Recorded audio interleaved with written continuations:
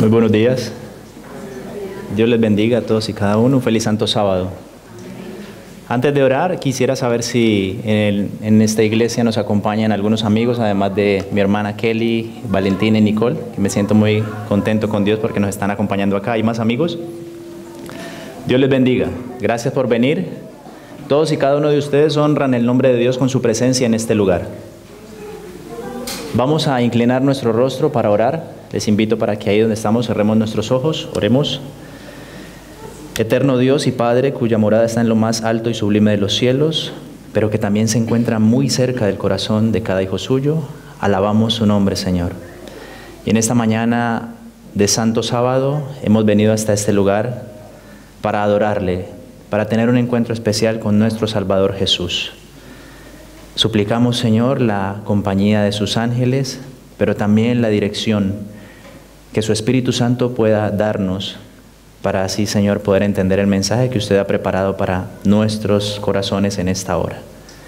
Llénenos, Señor, de reverencia, llene nuestros corazones de sensibilidad para poder escuchar y discernir su voz, y que de este lugar podamos salir, Señor, enriquecidos por el poder de su palabra, más cerca de su corazón. Hemos orado en el nombre de Jesús. Amén. Amén. Dígale a la persona que está a su lado, feliz santo sábado. Estreche su mano.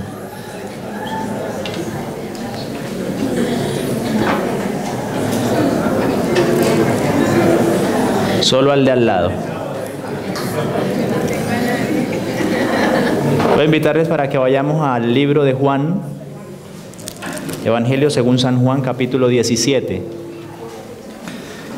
Ese va a ser el texto en el que nos vamos a centrar en esta mañana, Juan capítulo 17. Vamos a aprovechar los minutos que restan. ¿Cuántos de ustedes han escuchado orar a otra persona? Muchos, ¿cierto? Cuando participamos de oraciones públicas, estamos escuchando la oración que una persona hace dirigiendo nuestras mentes en oración a Dios. Pero ¿cuánto hemos tenido la oportunidad de escuchar una oración que no es pública, sino que está haciendo alguien con Dios, una oración privada? De pronto no muchos. Cuando leemos el capítulo 17 de Juan, estamos participando de una oración privada, de una conversación que no es con usted ni conmigo, pero que Dios ha permitido que quede inmortalizada en las páginas de las Sagradas Escrituras para bendición nuestra. Juan 17 es una oración que el Señor Jesús hizo a nuestro Padre Celestial. Es una conversación personal entre Él y nuestro Padre Celestial. Comienza diciendo el versículo 1 de Juan 17, estas cosas habló Jesús y levantando los ojos al cielo dijo, Padre, la hora ha llegado. Glorifica a tu Hijo para que también tu Hijo te glorifique a ti, pues le has dado potestad sobre toda carne, para que dé, ¿qué cosa? Dice allí, ¿siguen conmigo? Vida eterna a todos los que le diste. Y el versículo 3, que es nuestro versículo en esta mañana, dice, y esta es la vida eterna, que te conozcan a ti, el único Dios verdadero, y a Jesucristo, a quien has enviado. La oración del Señor sigue, la conversación entre Jesús y el Padre Celestial continúa. Pero vamos a centrarnos solamente en ese pasaje. Es el pasaje que nos interesa en esta mañana. Y dice el Señor Jesús, ¿qué es la vida eterna? Generalmente definimos la vida eterna en función del tiempo. Algo que nunca se acaba, algo que dura para siempre, ¿cierto? Porque relacionamos la palabra eternidad con el tiempo sin fin, sin cesar. Pero en los labios del Señor Jesús, en la fuente de toda sabiduría infinita, la vida eterna no tiene nada que ver con el tiempo. Jesús define lo que es la vida eterna en función del conocimiento que se tenga ¿de quién? Del Dios Todopoderoso que creó los cielos y la tierra, ¿verdad? Y este tema de conocer, la palabra conocer aparece muchas veces en la Biblia, en el Antiguo y en el Nuevo Testamento. Muchísimas veces en muchos pasajes se hace alusión a la palabra conocimiento de Dios, conocer a Jehová. Porque ha sido la intención de Dios desde que creó al ser humano, que el ser humano le conozca. Noten algo, Cuando Dios creó a Adán y a Eva, ¿dónde los puso? En el Edén, ¿cierto? ¿Qué era el Edén? Un hermoso jardín. Naturaleza al norte, al este, al oeste, al sur. Doquiera miraba a Adán y Eva, encontraban ¿qué cosa? Naturaleza. ¿Qué hemos aprendido que es la naturaleza? Un libro abierto que nos habla ¿de quién? De Dios. Dice también la palabra del Señor que ángeles venían a ese jardín a hablar con Adán y Eva y de Eva para instruirlos en el carácter de Dios, en la ley del Señor. Dios siempre se ha propuesto que sus hijos le conozcan. Dios no está escondido de los seres humanos. A Dios no hay que descubrirlo, a Dios no hay que... Dios no está jugando a las escondidas con nosotros. Dice el libro de Romanos capítulo 1, vamos a leer un momentico ese pasaje, que desde el principio Dios se ha dado a conocer. Romanos capítulo 1, el versículo 19. Porque lo que de Dios se conoce, les es manifiesto, pues Dios se lo manifestó. Lo invisible de Él, su eterno poder y su deidad, se hace claramente visible desde la creación del mundo y se puede discernir por medio de las cosas hechas. Por tanto, no tienen excusa. En el libro de Éxodo, por ejemplo, cuando Dios sacó al pueblo de la esclavitud de Egipto, se propuso estar en medio de ellos también. Y mandó a Moisés en el capítulo 25, versículo 8 de Éxodo, que construyera una casa para Dios, un tabernáculo, utiliza la Biblia esa expresión, para que estuviera en medio del pueblo. El último libro de la Biblia, Apocalipsis capítulo 21, los primeros 5 versículos, dicen que al final, dice que Dios mismo establecerá su tabernáculo, ¿dónde? ¿A kilómetros de los hombres? En medio de la humanidad, en medio de los hombres. El deseo de Dios siempre ha sido estar tan cerca de su pueblo que podamos conocerlo. Pero tenemos que entender entonces qué significa la palabra conocer. Porque a ver, díganme si no. Hoy utilizamos la palabra conocer de una manera muy superficial, a como la Biblia realmente lo enseña. Si nos preguntan a veces por algún hermano de la iglesia que hemos visto un par de veces y nos acordamos de él, generalmente la expresión que utilizamos, sí, yo lo conozco. El fin de semana pasado vino. ¿Lo conozco? ¿Es esa la verdadera expresión? Lo distingo, lo he visto. Tengo información acerca de él. Espiritualmente hablando, a veces solemos confundir también los términos. Y ¿saben? Es cosa tremenda confundir los términos en cuanto a nuestra relación con Dios. Más adelante vamos a mirar qué tan determinante es conocer a Dios o simplemente tener información acerca de Él. ¿De qué se trata todo esto que nosotros llamamos vida? Porque aquí estamos hablando en Juan 17:3 de lo que es la vida eterna. Jesús lo está definiendo. Hay una historia en el Antiguo Testamento, en el primer libro de Samuel, que ilustra muy bien esto de conocer a Dios. Vamos al primer libro de Samuel, capítulo 1. No vamos a leer toda la historia al detalle por amor al tiempo, pero vamos a leer algunos versículos bien importantes que nos van a ayudar a entender un poco más. Primer libro de Samuel. Cuenta la historia de un hombre llamado Elcana. Tenía 2 mujeres, sus nombres eran Ana y Penina. Penina le había dado hijos, pero Ana no, ¿verdad? Subían a adorar y Ana sentía mucho dolor y tristeza en su corazón por no poder tener hijos. Oró al Señor un día, el Señor escuchó su oración y le concedió un hijo, al que puso por nombre Samuel. Samuel significa, su nombre es Dios. Y Ana le prometió al Señor algo. Si le daba a este hijo, ¿qué iba a hacer Ana con ese hijo? Esa es la expresión que utiliza la palabra de Dios. Lo iba a dedicar a Dios los sábados.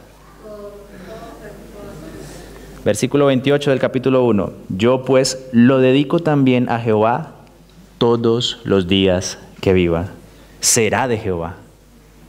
¿Cuántos padres y madres hay aquí en este recinto? Yo no soy padre, pero soy hijo. Así que puedo hablar. Les pregunto, ¿están ustedes en la misma función que Ana, por ejemplo, entendiendo la responsabilidad que tienen con sus hijos, de llevarlos al conocimiento de Jehová? No solamente los sábados, no solamente los días en que se hacen conferencias infantiles en este lugar, no, todos los días. La responsabilidad que pesa sobre los hombros de cada padre y cada madre es solemne, porque es la responsabilidad de llevarnos como hijos, de llevar a vuestros hijos al conocimiento de Jehová todos los días de su vida. Pero para eso, el padre y la madre deben también entender qué significa conocer a Jehová. Sigamos avanzando. En el versículo 12 del capítulo 2, vienen unos personajes, dice, los hijos de Elí. El capítulo 1 nos aclara que los hijos de Elí eran sacerdotes en el templo de Dios y que Elí era el sumo sacerdote.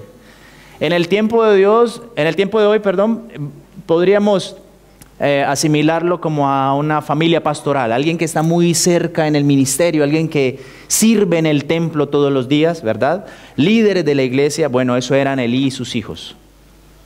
Personas que vivían todos los días en el templo del Señor. Pero miren lo tremendo que la palabra del Señor habla sobre los hijos de Elí. Dice, los hijos de Elí eran hombres, en mi versión dice impíos. Pero mire todas las demás versiones en español que hay disponibles y decía, eran sinvergüenzas, eran hombres malos, eran llenos de maldad en su corazón, es decir, muchos sinónimos para esta expresión. Los hijos de Elí eran hombres impíos, pero termina el versículo diciendo que no tenían ¿qué cosa? No tenían conocimiento de Jehová. ¿Pero cómo? Eran sacerdotes en el templo del Señor y la Biblia dice que no conocían a Jehová. ¿Será que no sabían, no habían escuchado nunca el nombre de Jehová? ¿Será que no sabían que Jehová fue el que creó los cielos y la tierra? ¿Será que no sabían que Jehová solamente es Dios y que no hay un Dios fuera de Él? Entonces, ¿por qué la Biblia dice que no tenían conocimiento de Jehová? Dice la palabra del Señor que los hijos de Elí eran hombres impíos, llenos de maldad y que no tenían conocimiento de Jehová. Pero más adelante, el Señor le iba a hacer saber a su sumo sacerdote, a Elí, en el versículo 35 del capítulo 2, en cambio yo me suscitaré, me levantaré un sacerdote fiel, que obre conforme a mi corazón y mis deseos. Le edificaré una casa firme y andará delante de mi ungido todos los días. Me llama la atención algo. Dios le está diciendo a su sacerdote que por causa de su maldad, por causa de su falta de conocimiento acerca de él mismo, él se iba a levantar, se iba a escoger un sacerdote nuevo, diferente. Y las cualidades que el Señor utiliza para describir a este nuevo sacerdote son fidelidad y que obrará conforme al corazón y los deseos de Dios. Mira a la persona que está a su lado un momento. Tal vez sea su esposa, tal vez sea su hijo, tal vez sea una persona que usted no conoce pero se sentó a su lado. Mira a la persona que está a su lado en este momento. ¿Usted puede saber cuáles son los deseos más profundos del corazón de esa persona? ¿No? ¿Qué necesita usted para saber cuáles son los deseos más profundos del corazón de esa persona que está a su lado? Conocerla, ¿verdad? Mínimamente conocerla. Para usted conocer cuáles son los deseos profundos del corazón de alguien, usted necesita relacionarse con esa persona. ¿Usted sabe cuáles son los deseos más profundos del corazón de Dios? Con respecto a su vida. Porque a veces pensamos de manera muy general, ¿no? No, Dios quiere salvar al mundo, Dios quiere la paz para el mundo, Dios quiere el bienestar para todos. Esos son pensamientos generales. Pero conocemos los deseos del corazón de Dios para mi vida, para hoy.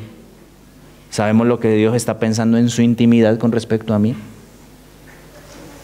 Pero Dios prometió que se levantaría un sacerdote que haría eso, que conocería los deseos del corazón de Jehová. Capítulo 3, versículo 1. El joven Samuel servía a Jehová en presencia de Elí. En aquellos días, ¿qué escaseaba? El arroz. ¿Qué dice allí? ¿Qué escaseaba? La palabra de Jehová. Y no eran frecuentes, ¿qué cosas? ¿Siguen conmigo la lectura? Estamos en 1 Samuel 3:1. No eran frecuentes las visiones. Las visiones eran una señal de que Dios estaba presente en medio de su pueblo. Las visiones eran una señal para el pueblo del favor del cielo. Pero en ese momento escaseaban las visiones, ¿cierto? Escaseaba la palabra del Señor. Los cielos estaban cerrados porque Jehová no estaba presente. Y Jehová no estaba presente porque el pueblo que tenía en ese momento, representado en Elí y sus hijos, era un pueblo que no se preocupaba por conocer a su Dios.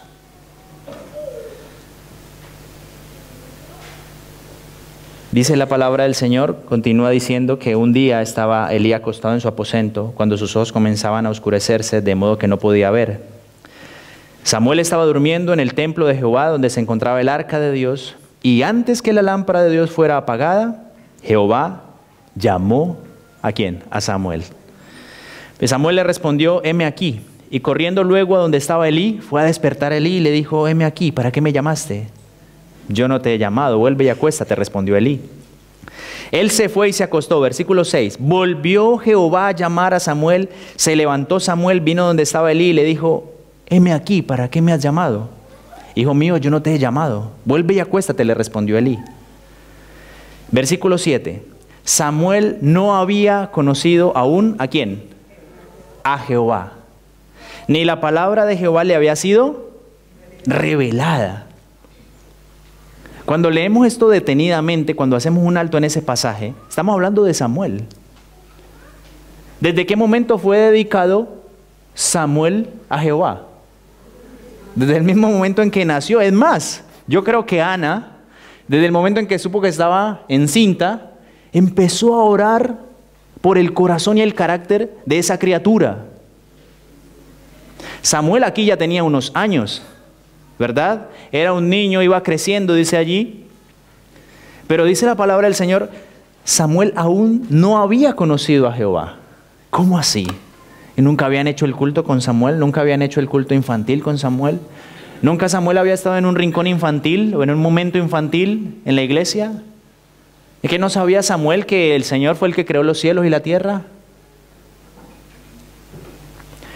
Cuando la palabra de Dios dice respecto de Samuel que aún no había conocido a Jehová, hace referencia a que aún no había entrado en esa relación íntima, tan especial, que le permitiera discernir entre la voz de Dios y la voz de Elí.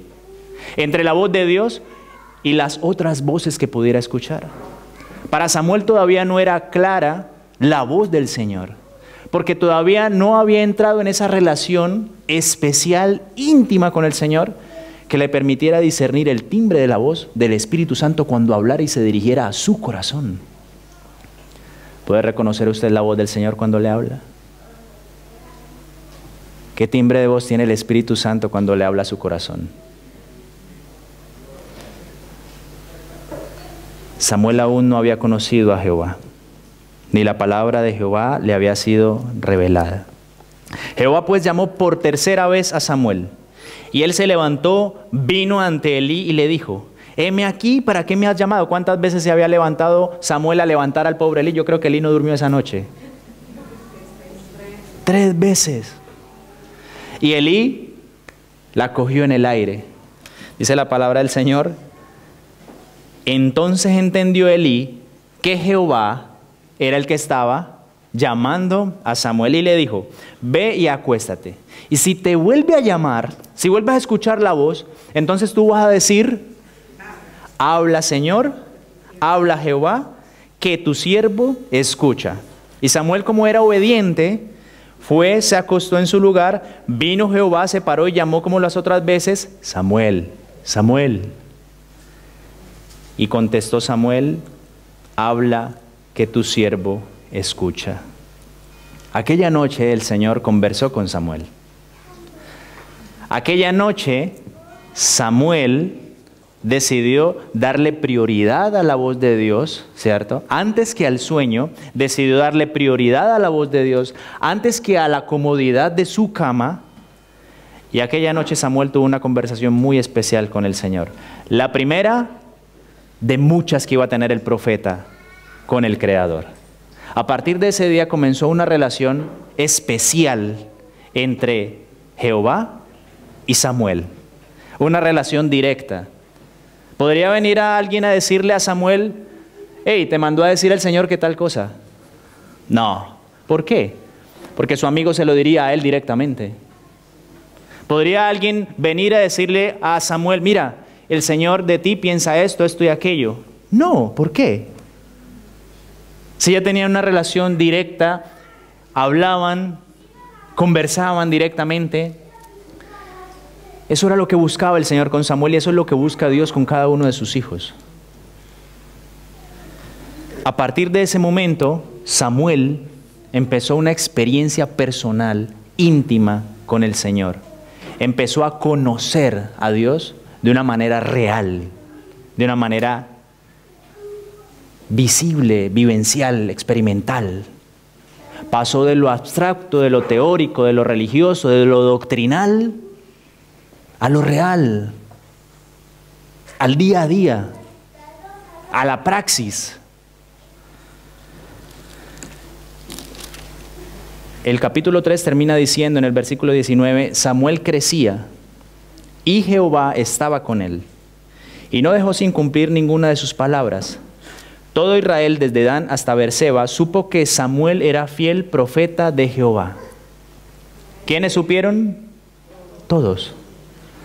Porque cuando usted y yo conocemos al Señor, es algo que no puede pasar inadvertido a los ojos de las demás personas. Cuando usted decide vivir una vida para conocer al Señor, en su casa lo notarán. Sus hijos lo notarán, su pareja lo notará, su familia lo notará, sus vecinos se darán cuenta de que en su vida hay una presencia especial, de que usted no es amigo de cualquiera, de que usted es amigo del Dios Todopoderoso. Todas las personas se daban cuenta de que Samuel era fiel profeta de Jehová. Versículo 21, miren las consecuencias de decidir vivir una vida para conocer al Señor. Y Jehová volvió a aparecer ¿dónde? Porque no estaba. ¿Está el Señor en nuestros hogares? ¿Queremos que esté el Señor en nuestros hogares? ¿Queremos que vuelva a aparecer la presencia visible del Espíritu Santo en nuestros hogares? Que sea una realidad. Y volvió a aparecer el Señor en Silo, porque en Silo se manifestaba ¿a quién? A Samuel, la palabra de Jehová. Yo digo, alabado sea el nombre del Señor, que en su misericordia, donde haya uno que le busque, los que rodean a ese uno serán bendecidos. Donde haya un padre, una madre, un joven que decida vivir su vida para conocer al Señor, las personas que le rodean serán bendecidos por extensión.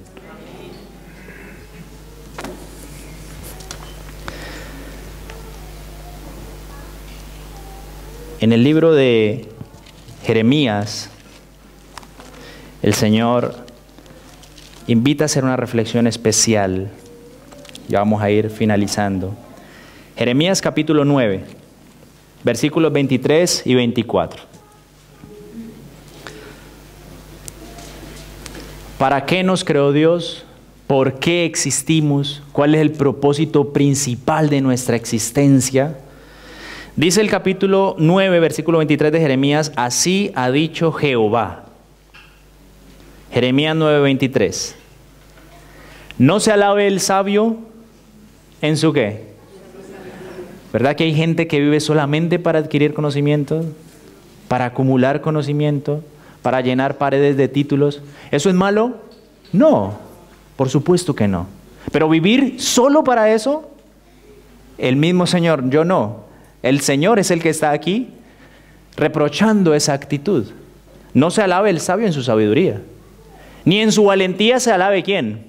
El valiente, el que cree que mucho puede. Ni el rico se alabe en qué cosa, en sus riquezas. ¿Verdad que a veces los seres humanos somos un poquito afanados y parece que solamente estuviéramos viviendo para tener cosas, para acumular tesoros aquí en esta tierra, para tener más de lo que tenía ayer? Pues no se alabe el sabio en su sabiduría, ni en su valentía el valiente, ni se alabe el rico en su riqueza. Mas alábese en esto el que haya de alabarse, en entenderme y en conocerme, que yo soy ¿quién? Jehová.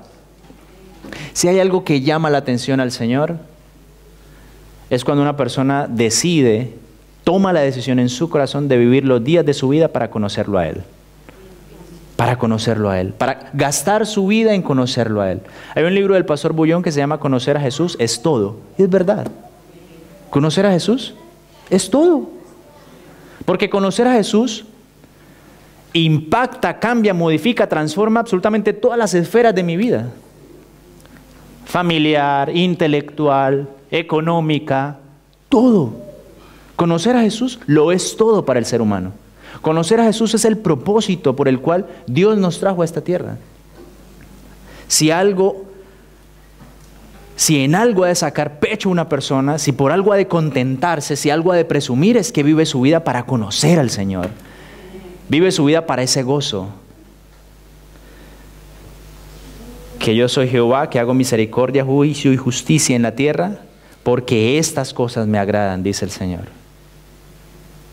¿Qué te agrada a ti, Señor? Dios nos está contestando acá, que vivamos para conocerlo a Él. Conocer al Señor es mucho más que un asentamiento intelectual de las verdades en nuestra mente. Conocer al Señor es entrar en su pacto, entrar en relación con Él. Es entrar en una relación afectiva con Él. Es en nuestra vida obedecer sus mandamientos, su palabra. Conocer al Señor es reconocerlo, declararlo en nuestra vida como el Señor de nuestro corazón.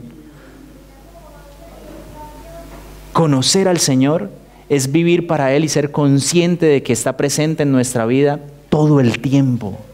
Disfrutar de su presencia. Perseverar con nuestra mente y nuestros pensamientos en Él, como dice Isaías 26:3. Llevar cautivos nuestros pensamientos a Cristo cada instante, como dice Pablo. Conocer a Jesús es que su palabra permanezca en nosotros y nosotros permanezcamos en Él a cada instante de nuestra vida. ¿Para qué estamos viviendo hoy? ¿Cuál es el propósito o el norte que nos rige como seres humanos, como iglesia, como individuos? Hace tiempo tuve la oportunidad de hacerme esa pregunta. Tuve el privilegio de compartir durante algún tiempo con una comunidad en el país de donde soy, en el Chocó, por allá en el Atrato Medio. Es un lugar muy selvático y el medio de transporte es a través de un río grandísimo, el río Atrato. Un día estaba con unos hermanos de una iglesia, un domingo, y estábamos bañando en el río Bojayá, que es uno de los que desemboca al río Atrato. Estuvimos ahí toda la mañana jugando con un balón, recreándonos, y cuando llegó la hora del almuerzo nos llamaron desde el otro lado a almorzar. Nos habíamos pasado a esta orilla en bote, pero cuando nos llamaron a almorzar los hermanos, que ya estaban muy contentos, dijeron: pasémonos nadando. Ellos fueron criados allá, yo no. Yo tuve una crianza muy citadina. Con mi hermana nos criamos en la ciudad. No fuimos criados en el campo, no sabíamos, pues yo por lo menos no sabía mucho de qué era bañar en río, atravesarme un río, pero ese día estaba lleno de valentía, pero yo creo que más bien estaba lleno de un poquito de imprudencia, y dije: sí, pasémonos nadando. Y claro, los hermanos de la iglesia se metieron en el agua, empezaron a flotar y se dejaron llevar por la corriente, y con las manos iban tratando de dirigirse a la otra orilla. Yo no. Yo me tiré, empecé a bracear y quise pasarlo recto. Como a la mitad del trayecto, empecé a notar que no avanzaba ni para adelante, ni en sentido de la corriente, estaba allí. Y lo primero que pensé fue, no me puedo asustar aquí no. Y seguí braceando. Pero las fuerzas iban mermando. Y yo ya no estaba acostado sobre el agua, braceando con manos y pies, sino que estaba prácticamente sosteniéndome con los brazos. Y le grité a uno de los hermanos, al hermano Wilmer, que me estaba cansando. Y él me tiró un balón de voleibol. Y ese balón de voleibol, cuando le puse la mano para supuestamente agarrarme de él para flotar, se hundió con la mano. Y quedé en las mismas. Y saben, justo al frente, en la otra orilla, había una persona, 2 personas en un bote. Una de ellas estaba en la parte de atrás junto al motor tratando de arrancarlo, es decir, de encenderlo, un motor. Cuando yo vi a esa persona, le grité a la persona que me ayudara, porque me estaba cansando, ya no podía. Esa persona le dijo al que estaba arrancando el motor, date prisa para que lo saquemos. Prendió el motor, vino, y cuando a mí ya no me quedaban más fuerzas, sentí que esa persona agarró mi mano y la puso sobre el bote. Me dijo, súbete al bote. Yo le dije, no tengo fuerzas para subirme al bote. Me llevó así colgado del bote por el agua hasta donde mis pies pudiesen tocar la orilla. Los hermanos después me decían que si me hubiese hundido en ese lugar, del pueblito de ahí de Bojayá, de Piedra Candela, nadie se había atrevido a meterse porque era el punto más hondo. Nunca en mi vida me he sentido tan cerca de la muerte y nunca en mi vida he apreciado tanto el valor de estar vivo como en ese instante. Pero a partir de ese momento reflexiono acerca de mi vida sobre ¿para qué vivo? ¿Para qué vivo? ¿Cuál es el propósito por el cual todavía respiro? ¿Cuál es el propósito por el cual hoy me levanté, abrí mis ojos? ¿Cuál es el propósito por el cual todavía camino? ¿Cuál es el propósito por el cual todavía disfruto de esto que llamo existencia? Y cuando estudio la palabra del Señor, desde Génesis hasta Apocalipsis, hay una sola respuesta. Dios quiere que yo le conozca. Dios quiere que yo viva para conocerlo. Y si vivo para conocerlo, entonces ya hoy estaré disfrutando de la vida eterna. No es algo que espero recibir un día. No es algo que espero que prum me impongan en un momento determinado de la existencia en el futuro. No. Primera de Juan,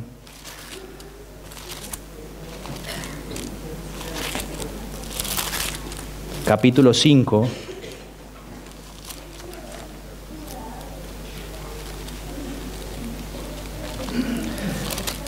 Dice la palabra del Señor, versículo 13, primera de Juan 5:13.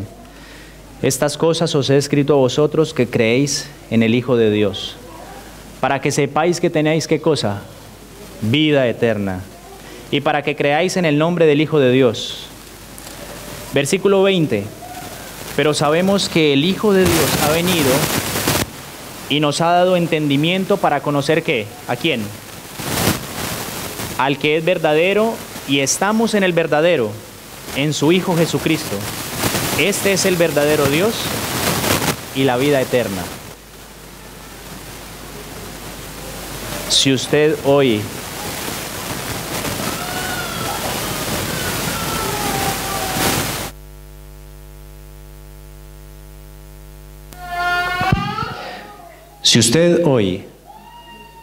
está viviendo una vida consciente de que la está viviendo para conocer al Señor,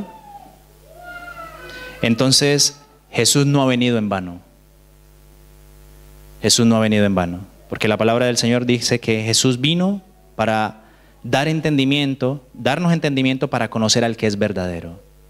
Pero si hoy estamos viviendo una vida sin importarnos si conocemos, si no conocemos, se nos pasan los días sin importarnos por conocer a Dios, Jesús vino en vano para usted.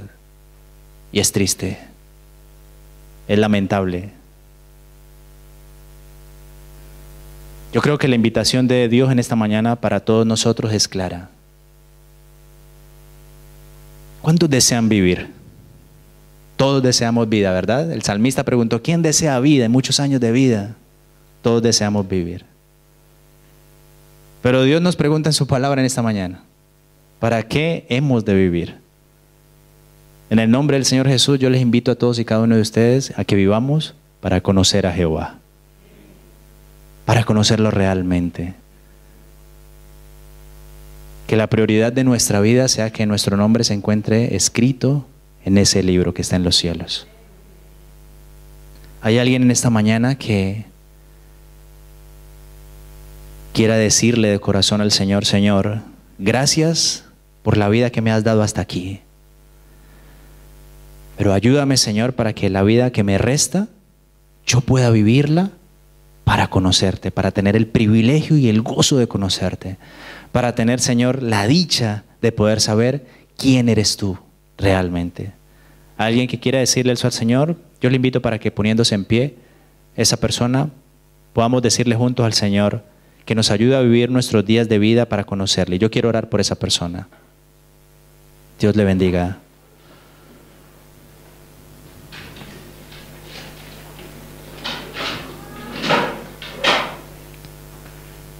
Oremos. Eterno Dios y nuestro Padre, gracias, Señor, porque a través de toda nuestra vida, de muchas maneras, usted se nos ha revelado con el propósito de que le conozcamos, Señor. Ha estado cerca de nuestro corazón, ha enviado a sus santos ángeles a cuidarnos y a protegernos.